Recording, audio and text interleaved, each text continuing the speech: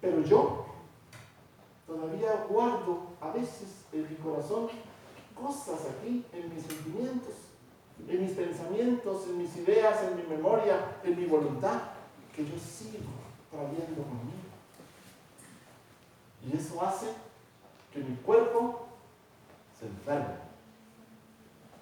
Entonces, ¿saben qué pasa?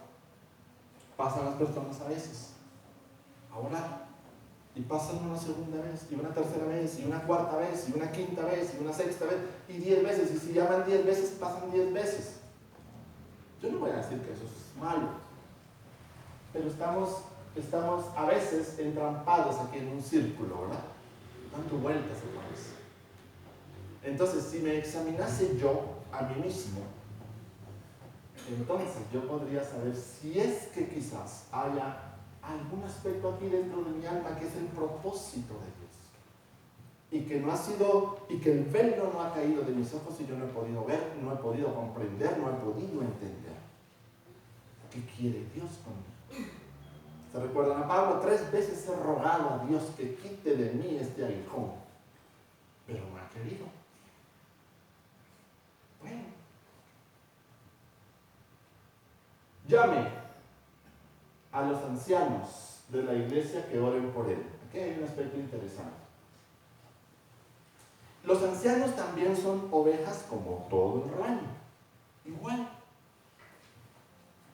Los ancianos son ayudantes temporales de Dios para hacer su voluntad. Un anciano representa, ¿por qué Pablo está escribiendo en el texto de la Escritura que los llame a ellos? Los ancianos tienen una función importante dentro de la iglesia, dentro de la congregación. Y una entre muchas, pero una importantísima realmente es que los llaman porque ellos tienen una función sacerdotal. Por eso. En una primera mención que se hace en la Escritura, cuando Moisés está llevando las ovejas de su suegro Yetro por el desierto, y entonces llega a la cima del monte y sube, y una zarza arde y el fuego no consume la zarza, Dios le dice: Moisés, ve con los ancianos de Israel, del pueblo que estaba esclavo en Egipto. Ve con ellos. Y dice: ¿por qué? ¿Por qué Dios le manda a Moisés, le ordena a Moisés que vaya y hable con ellos? Porque aquellos tenían una figura. Habían ancianos para aspectos jurídicos, que juzgaban, que dictaban de alguna u otra forma una solución o una resolución a algo. Pero también habían ancianos encargados o responsables del aspecto religioso del pueblo. Por eso, Dios había establecido de alguna u otra forma dentro del pueblo, dentro de la ciudad, ancianos en el aspecto jurídico, en el aspecto legal, pero también en el aspecto espiritual. Entonces tenían que venir a consultar, tenían que venir a preguntar. Entonces ellos eran ayudantes temporales realmente de Dios. Entonces los llama para que oren por él. Dice, es una responsabilidad del enfermo de pedir una visita de los ancianos.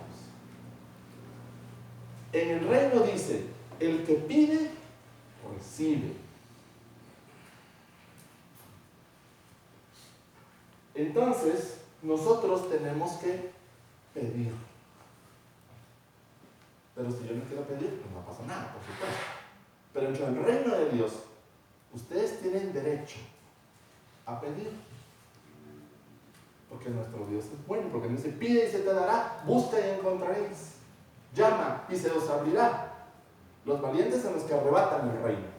Entonces, yo pido a mi Padre que esté en el cielo, y mi Padre me escucha, y mi Padre va a responder.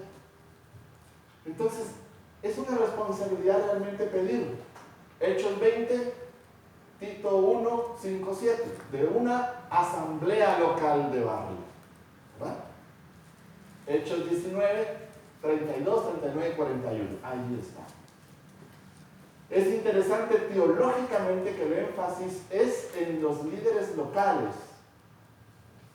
en la instrucción, y no a veces en sanadores itinerantes. La sanidad es un don, es un regalo espiritual. Lo es. El cual es mencionado en 1 Corintios 12, 9, 28. Ampliamente practicado en la iglesia primitiva. Se nota que los ancianos debían de ir a los enfermos cuando los solicitaban para hacer oración. Bueno, para hacer oración. Voy avanzando aquí porque quiero mostrarles después algunas palabras dentro del texto que es importante. Ungiéndoles con aceite. La unción, como el untar o derramar aceite en la cabeza, era un ritual antiguo en Israel.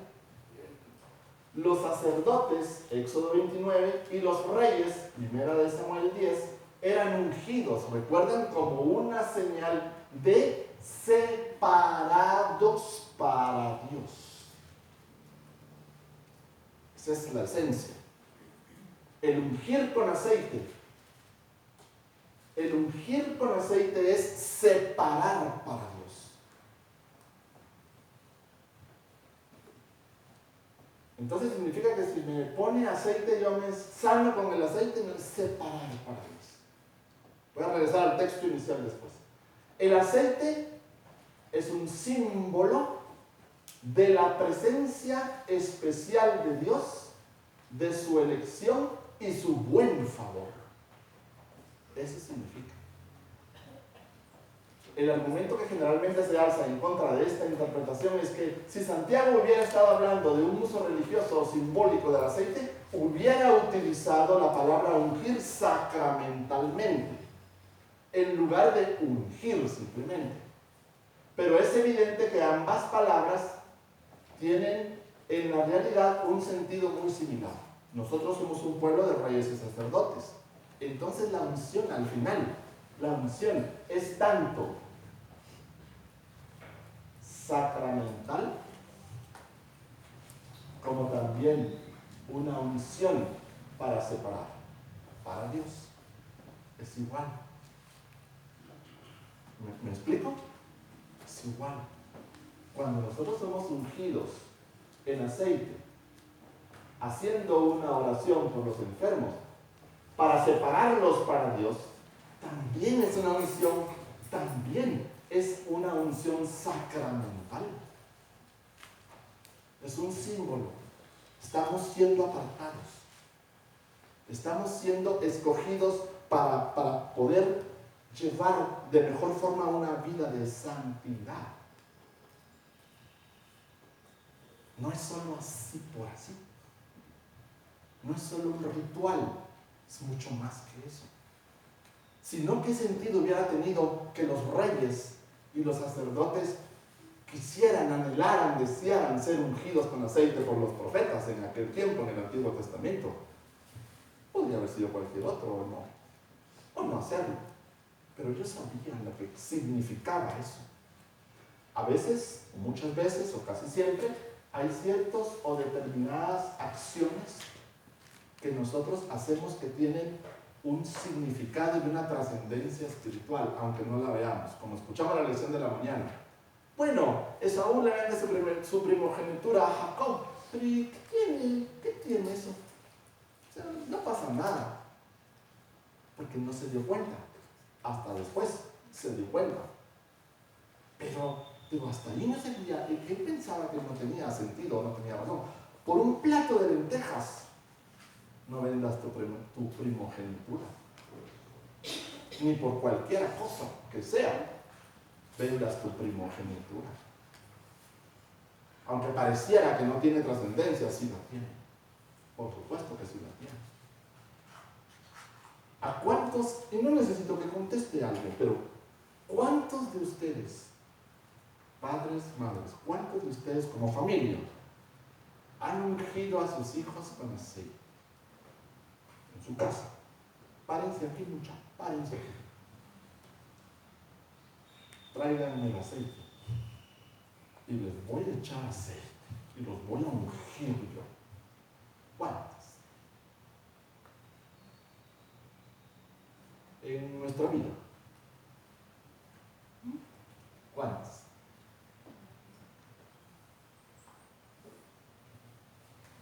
Yo lo hice en mi casa. Hace, ¿cuánto tiempo fue? ¿Hace cuánto fue? Unos 8 9 tal vez más. Como casi habíamos llegado a vivir ¿cuánto? 15 años más o menos. Pongamos aquí una toalla extendida en el piso y párense los dos aquí. Y literalmente, dejamos caer aceite en la cabeza que les escurrió por la ropa y por la pantaloneta hasta que les llegó a los pies. Hace 15 años. Porque es un símbolo, es un acto de fe. Si ustedes tienen hijos pequeños todavía, únganlos con aceite, dejen caer el aceite de sus cabezas en sus ropas y en sus vestidos.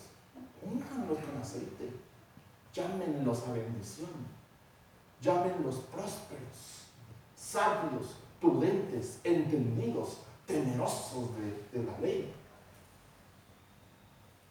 ¿Acaso no dice la Escritura que el primer mandamiento es amarás al Señor tu Dios con todo tu corazón?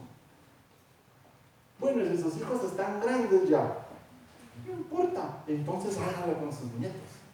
Pero desde pequeños, dejen caer aceite sobre sus vidas y van a ver que no les cambia la vida.